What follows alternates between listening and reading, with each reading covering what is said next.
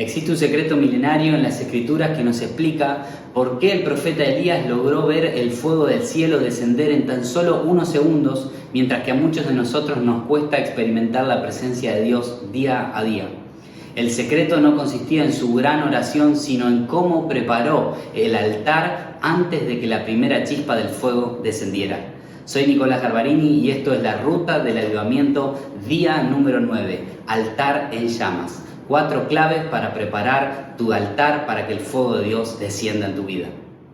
Cuando los discípulos salieron del aposento alto, en Hechos capítulo 2, no llevaban simplemente una emoción pasajera, sino que portaban un poder interno que los transformó a ellos y a su mundo en derredor para gloria de Dios. Ellos entendieron que Dios no los estaba llamando a ser simplemente espectadores del mover de Dios, sino que ellos estaban dispuestos a ser el escenario donde la gloria de Dios se manifestara en sus vidas. Hoy vamos a aprender 4 pasos prácticos para encender nuevamente el altar de oración y preparar nuestro corazón para que el fuego de Dios descienda de una manera especial.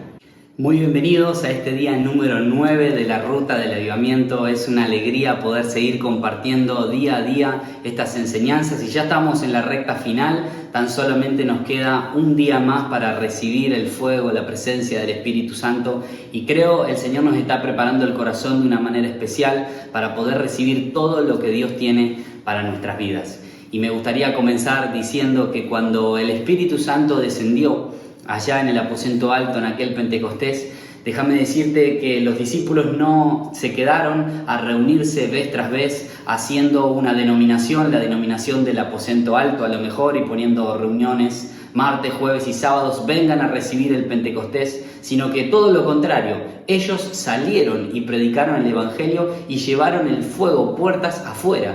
Qué importante es esto, porque los discípulos no eran a lo mejor monjes místicos que se encerraban en algún lugar a tener algún tipo de experiencia espiritual y luego invitaban a todos a que vengan a recibir la experiencia. Por el contrario, ellos encendidos y llenos de ese fuego, de esa pasión que el Espíritu Santo les dio, los transformó desde dentro hacia afuera a tal modo que ellos salieron y llenaron todo el mundo conocido y todo el imperio romano de su época con el mensaje del Evangelio de Jesucristo. Es para eso que el Espíritu Santo viene, que el Espíritu Santo desciende, para que podamos ser testigos de Jesús por todo lugar que nosotros vamos. Y quiero compartirte de alguna forma cómo es el secreto, el fuego, el que los transformó a estos discípulos de pasar de ser incrédulos y cobardes, que dudaban, que eran temerosos, a ser invencibles e imparables. Mirá lo que dice la Escritura cuando uno lee allí el Evangelio de Marcos, en el capítulo 16, versículo 14, Jesús se aparece a los discípulos y les dice: finalmente Jesús se apareció a los 11 mismos, estando ellos sentados a la mesa, y les reprochó su incredulidad y dureza de corazón, porque no habían creído a los que lo habían visto resucitado. Jesús se aparece y de alguna forma estos discípulos estaban muertos de miedo antes del Pentecostés, encerrados, ya lo hemos visto, con incredulidad en el corazón. Eso es el versículo 14 de Marcos 16. Pero si uno avanza tan solo unos pocos versículos más hasta el versículo 20 del mismo capítulo, Marcos 16:20, dice: y ellos saliendo predicaron en todas partes, ayudándoles el Señor, confirmando la palabra con las señales que la seguían. Qué tremendo cambio que hubo acá, del versículo 14 hasta el versículo 20. En el versículo 14 están encerrados por miedo, por temor, por incredulidad. Y luego en el versículo 20 dice que ellos salen, que predican, que Dios los ayuda con señales, con maravillas. ¿Qué fue lo que los sacó a estos discípulos de estar encerrados y muertos de miedo en el versículo 14, a luego el versículo 20, salir y proclamar el Evangelio por todo el mundo conocido? Bueno, déjame decirte algo. Cronológicamente hablando, entre el versículo 14 y el versículo 20 hubo un hecho que los transformó, y es justamente el Pentecostés. Hechos capítulo 2.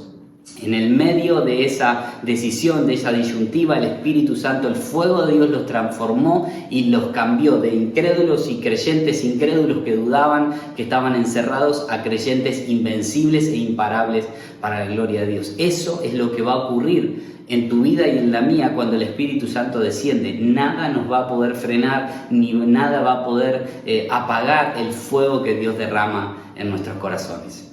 Y quiero ahora a hablar un poquito acerca de 4 reacciones ante un mover de Dios, porque claro, cuando el Espíritu Santo nos llena, hay un mover de Dios en nuestra vida o en nuestro entorno, y entonces tenemos que esperar 4 tipos de reacciones distintas.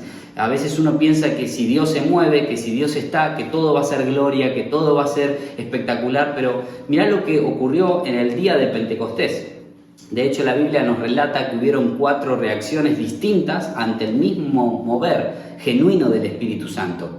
Número 1 está el primer grupo y dice la Escritura, Hechos capítulo 2, versículo 4, y fueron todos llenos del Espíritu Santo y comenzaron a hablar en otras lenguas según el Espíritu les daba que hablasen. Este es el primer grupo, los que son llenos del Espíritu Santo, los que estaban buscando, anhelando y entonces recibieron 120 de 120 llenos de la presencia de Dios. Pero luego, no solamente están los que son tocados por ese mover y llenos del Espíritu Santo, sino que luego el versículo 6, mira lo que dice, y hecho este estruendo, se juntó la multitud y estaban confusos, porque cada uno les oía hablar en su propia lengua. Este es el segundo grupo que hay en un mover de Dios. Primero están los llenos, luego están los confundidos, y es de esto de que quiero hablarte, porque evidentemente también va a haber gente que a lo mejor se va a confundir y que... ¿Cuáles son los confundidos? Los que miran lo que ocurre, el mover de Dios y no entienden nada, que están mirando como diciendo, ¿qué es esto? No sé qué es lo que está ocurriendo acá. Luego hay un tercer grupo, versículo 7, y estaban atónitos y maravillados, diciendo, mirad, ¿no son galileos todos estos que hablan? Este es el tercer grupo, los maravillados. Los confundidos no saben qué es lo que está pasando. Los maravillados sí saben lo que está pasando. Y entonces son esas personas que a lo mejor van a nuestras reuniones y miran y se asombran y dicen, wow, mira esto, mira aquello, tremendo, pero no logran recibir del todo. Simplemente están maravillados. Saben lo que ocurre, pero son cristianos más almáticos, emocionales, que dicen, wow, qué tremendo, pero su experiencia está basada más bien en las emociones, no tanto en la llenura, no tanto en lo espiritual, sino que más bien simplemente emocionalmente reaccionan al ambiente donde están. Y luego por último tenemos el cuarto grupo dentro del mismo mover de Dios. Mira lo que dice el versículo 13, mas otros burlándose decían, están llenos de mosto, de vino, en otras palabras, están borrachos, ¿no? Y ahí Pedro dice, no están ebrios, sino que esto es el derramamiento del Espíritu Santo que prometió Joel, y bueno, comienza a predicar. Pero quiero decirte esto porque es muy importante, cuando el Espíritu Santo comienza a moverse en tu vida y en tu entorno, es muy probable que te vayas a encontrar con estas 4 reacciones, con estos 4 grupos de personas. Número 1 van a estar los burladores, los que van a decir, no, esto no es nada, y se van a burlar. Luego van a estar los confundidos, los que van a decir, ¿qué es lo que está pasando? No entiendo nada. Luego van a estar los otros que están los maravillados, que van a decir, tremendo lo que está pasando, pero es algo emocional, pasajero, almático, que dicen, wow, tremendo, pero luego se van a la casa y se olvidan de lo que pasó. Y luego el cuarto grupo, los llenos del Espíritu Santo, que eso es lo que realmente queremos ser, gente que reciba todo lo que el Espíritu Santo tiene para nuestra vida. Entonces, no nos sorprendamos si hay burladores, si hay confundidos, si hay maravillados. Busquemos ser nosotros de los que son llenos del Espíritu Santo de Dios. Y por último, para cerrar este día, quiero hablarte de lo que te dije al principio, ¿no? De alguna forma, contarte un pasaje de la Escritura en donde Elías pide que el fuego de Dios descienda. Y yo quiero hablarte un poco de esto porque cómo podemos preparar nuestro corazón y nuestra vida. 4 pasos prácticos para preparar nuestro corazón para recibir el Espíritu Santo y ser realmente llenos de Dios. Y quiero leértelo porque es realmente maravillosa esta historia. Mirá lo que dice Primera de Reyes, capítulo 18, versículo 30. Dice así, entonces dijo Elías a todo el pueblo, acercaos a mí. Y todo el pueblo se le acercó y él arregló el altar del Señor que estaba arruinado. Está allí Elías ante los profetas de Baal, de Acera, delante de un pueblo de Israel que estaba dudando, que no sabía si Baal era Dios o el Señor era Dios. Y ante esa duda Elías lanza el desafío y dice, bueno, aquel Dios que responda mandando fuego del cielo, ese sea el verdadero Dios. Todos aceptan el desafío y ahí está Elías, preparando el altar, y esto es lo primero que él hace para que el fuego de Dios descienda, ¿no? Dice, arregló el altar. Qué importante es esto, porque muchas veces nosotros queremos que el fuego descienda en nuestra vida, pero nuestro altar de intimidad y de comunión con Dios no está arreglado. Tenemos desorden en nuestro altar, en nuestra comunión con Dios, no tenemos constancia.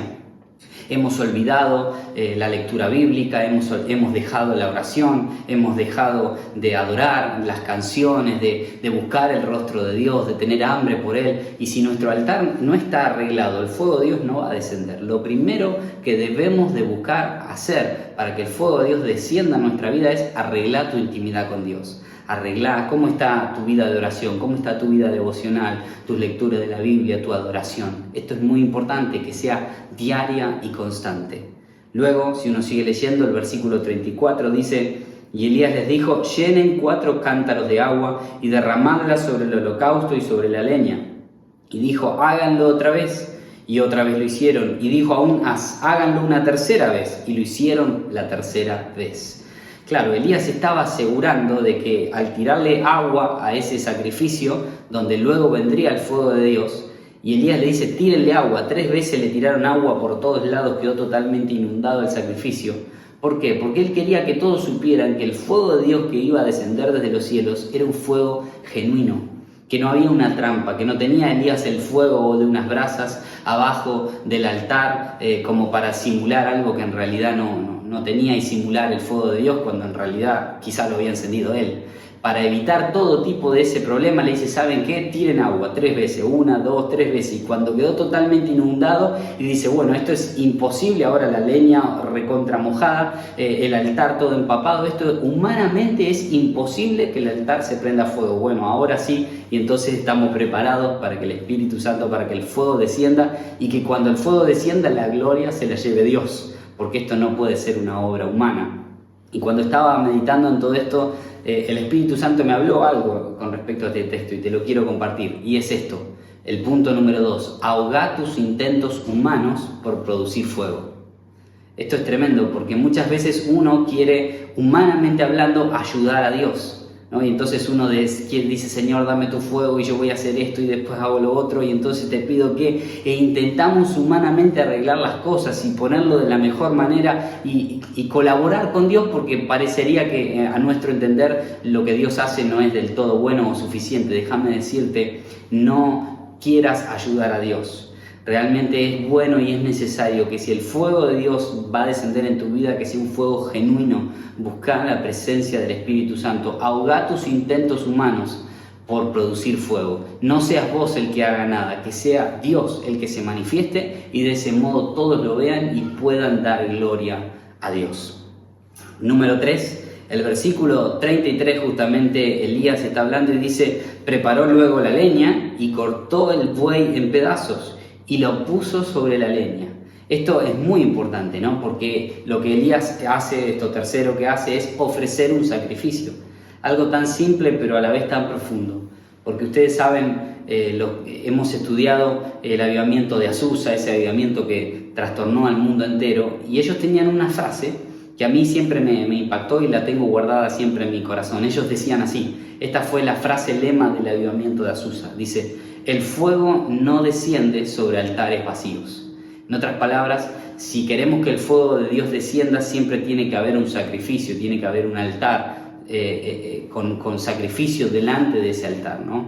Y me hace acordar a lo que dice la Escritura, porque sabemos, Romanos 12:1 dice: hermanos, les ruego por las misericordias de Dios que presenten vuestros cuerpos en sacrificio vivo, santo y agradable a Dios, que es vuestro culto racional.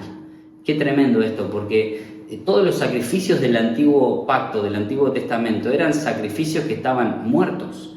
Eran animales que se cortaban en pedazos, la sangre se rociaba y luego el fuego de Dios descendía. Entonces eran sacrificios que se le ofrecían a Dios, pero ya estaban muertos. Y acá el apóstol Pablo dice: ustedes tienen que ofrecer su propio cuerpo a Dios como un sacrificio, pero como un sacrificio vivo, no como un sacrificio muerto. En otras palabras, imagínate que hay un corderito que va a ser sacrificado y vos lo tenés que poner arriba del altar. Si ese corderito está vivo, probablemente se quiera bajar y salir del altar constantemente. Y lo más difícil del mundo es que ese corderito se mantenga allí. Para poder hacerlo tiene que estar muerto, ¿no? Entonces, es esta la simbología de lo que el apóstol Pablo nos dice en Romanos, haciendo referencia a los sacrificios del antiguo pacto, y dice: ustedes no tienen que morir, ustedes tienen que presentar su cuerpo como un sacrificio vivo. En otras palabras, no te bajes del altar. Tu propio cuerpo, tu propia vida es el sacrificio para que el fuego de Dios descienda. Rendí tu vida, entregá tu vida a Dios de tal forma que el Espíritu Santo pueda descender en tu vida, pero claro, no te bajes de ese altar, no te bajes, no dejes de ofrecerte continuamente, constantemente. Tenés que estar lleno y llena, saturado de la presencia de Dios. Y el último punto de lo que te quiero hablar está en 1 Reyes 18:36, el versículo 36 dice: cuando llegó la hora de ofrecerse el holocausto, se acercó el profeta Elías y dijo: oh Señor Dios de Abraham, de Isaac y de Israel, de Jacob, sea hoy manifiesto que tú eres Dios en Israel y que yo soy tu siervo y que por mandato tuyo he hecho todas estas cosas. Número 4, entonces Elías oró su propia oración de fe. Elías tenía, se ve, estos de alguna forma héroes de su fe, que eran Abraham, Isaac y Jacob. Y dice: oh Dios de Abraham, de Isaac y de Jacob. Era quien Elías admiraba. Te pido que tu fuego descienda para que todos sepan que hay Dios en Israel. De la misma forma, William Seymour, que era uno de los líderes del avivamiento en Azusa 1906, que te he estado compartiendo, él, inspirado en este texto, él también tenía su propia oración de fe. Y él decía: Dios de Elías, Dios de Eliseo, Dios de Pablo, dame poder. Y lo repetía: Dios de Elías, Dios de Eliseo, Dios de Pablo, dame poder. Dios de Elías, Dios de Eliseo, Dios de Pablo. Y ahí estaba, buscando el poder del Espíritu Santo, hasta que descendió el fuego sobre ese altar que estaba preparado. Es por eso que te digo que no es solamente la oración poderosa lo que va a hacer que el fuego descienda, sino la preparación del altar previa para que el fuego pueda descender a nuestra vida. Y ahí estaba Seymour diciendo: Dios de Elías, Dios de Eliseo, Dios de Pablo. Eran sus propios héroes de la fe. Y por eso yo quiero invitarte a que vos puedas orar tu propia oración de fe, no como la de Elías, no como la de Seymour, sino tu propia oración de fe. Y que sepas que el mismo Dios de esos hombres y mujeres de Dios a quien vos admirás, tus héroes en la fe, tanto de la Biblia como de la actualidad, ese mismo Dios es tu Dios personal y privado. El Dios que está con vos, el Dios que no te abandona. Y orá con fe. Créele al Señor y el Espíritu Santo va a derramar su fuego sobre tu vida, sobre tu altar, y vas a ser transformado poderosamente para la gloria de Dios. Vamos a orar juntos. Padre, Señor, gracias por este día, anteúltimo día de nuestro camino, de esta ruta del avivamiento. Te pedimos que avives nuestro corazón, Señor, que avives nuestro alma, que ese hambre, que ese fuego, Señor. Queremos preparar nuestro altar, queremos preparar nuestra vida de comunión contigo, Señor. Queremos ahogar nuestros intentos humanos por ayudar a Dios, sino queremos recibir el fuego, Señor, genuino tuyo, Señor, y nos presentamos hoy como un sacrificio vivo delante de ti, Señor, pidiendo que tu fuego descienda en nuestra vida, Señor, y que todo el mundo pueda conocer que tú eres Dios, que tú eres real y que tú, Señor, sigues vivo, obrando, salvando, libertando y rompiendo cadenas. Padre, te pido que tu bendición esté sobre cada uno de los que nos está viendo. Los bendigo en el nombre de Jesús y te pido que el Espíritu de Dios los toque, Señor,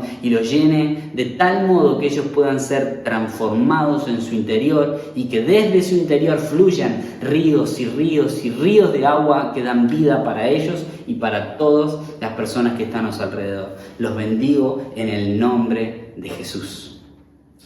Y te quiero dejar acá con la canción para poder clamar estos minutos, pedir a Dios que nos llene, nos sature de la gloria y de la presencia de Dios.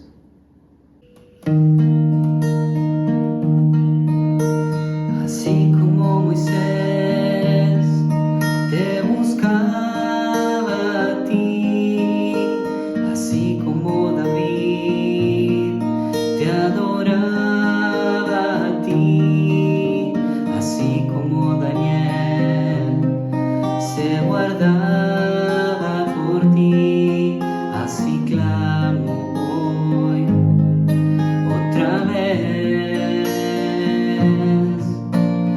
Como en Pentecostés esperaba por ti, ardiendo el corazón con tu fuego y pasión.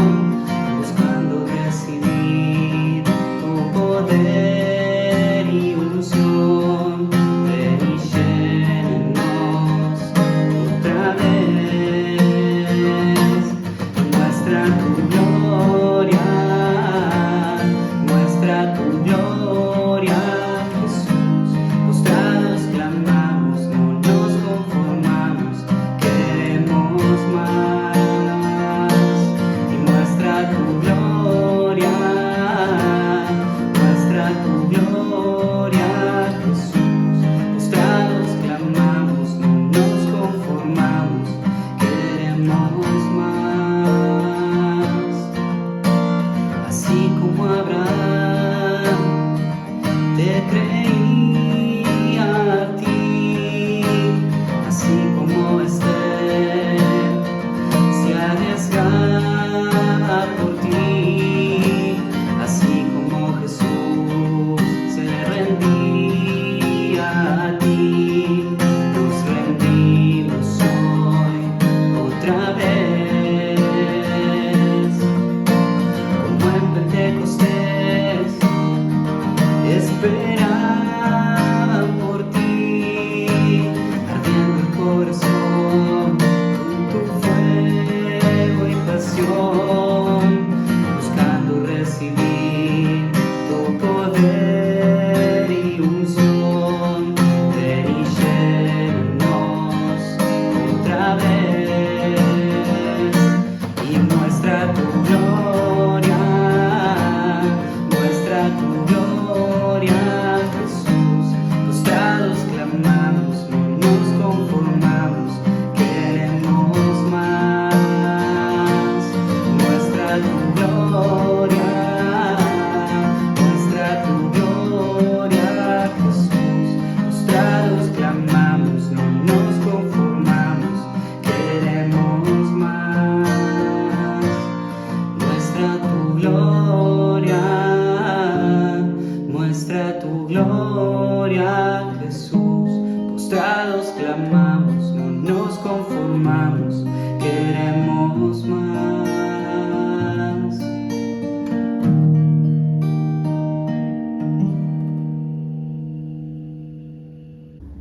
Si te gustó este video, no te olvides de darle me gusta, de compartirlo con un amigo, dejanos en tu comentario allí qué es lo que más te gustó del video, desde dónde nos estás mirando, y nos vemos mañana. No te pierdas último día y gran cierre de este camino, la ruta del avivamiento. Dios te bendiga.